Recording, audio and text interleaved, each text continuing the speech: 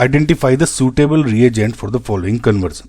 देखिए left side में दिया हुआ है आपका मिथाइल बेंजोएट जो कि एक एस्टर है, राइट।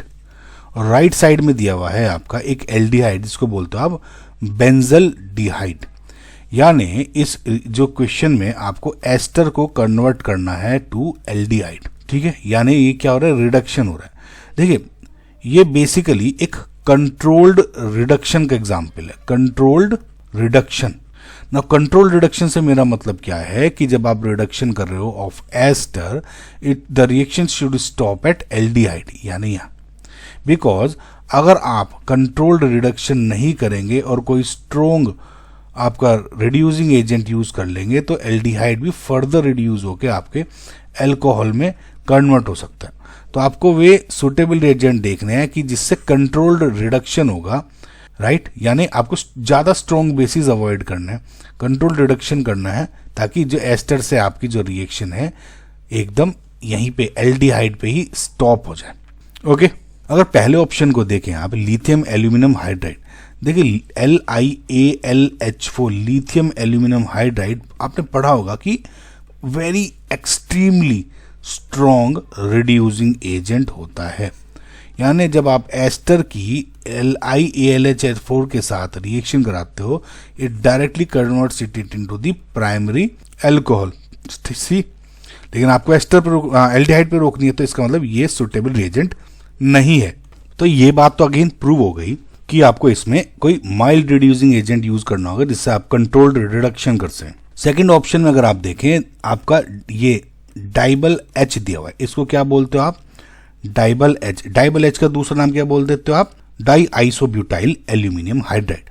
देखिए जो डाइबल एच है वो एक माइल्ड रिड्यूसिंग एजेंट होता है, ओके। और इसकी जो रिएक्टिविटी है वो लिथियम एल्यूमिनियम हाइड्राइड से बहुत कम होती है। जब एस्टर की रिएक्शन इसको से आप डाइबल एच के साथ रिएक्शन करते हैं और टेम्परेचर थोड़ा कम रखते हैं, फॉर एग्जांपल -78 डिग्री सेंटीग्रेड पर, तो इसका सिलेक्टिव रिडक्शन हो जाता है।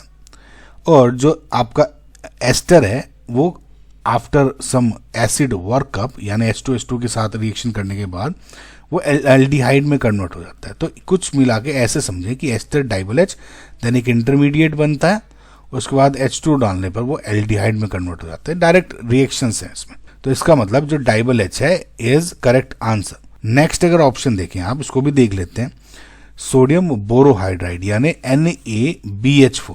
नाउ अगेन सोडियम बोरोहाइड्राइड भी एक माइल्ड रिड्यूसिंग एजेंट है, और जो NaBH4 है जनरली एल्डिहाइड्स एंड कीटोन्स जो होते हैं उनको रिड्यूस करने में काम आता है। लेकिन ये जो सोडियम बोरोहाइड्राइड है it can not easily reduce ester, समझ में। Sodium borohydride is a mild reducing agent, but ये एल्डिहाइड और कीटोन को अल्कोहल्स में कन्वर्ट कर सकता है। But for case of esters ये ज्यादा काम का नहीं है, बिकॉज उसको इजीली रिड्यूस नहीं कर पाएगा। उसके लिए अगर आपको NaBH4 एस्टर करना होता है तो आपको वेरी वेरी हाई टेम्परेचर आपको यूज करना रहता है, ओके। बहुत स्पेशल कंडीशन चाहिए होती है, तो इसका मतलब ये करेक्ट नहीं है। वैसे भी आपको डाइबल एच दिख ही रहा है।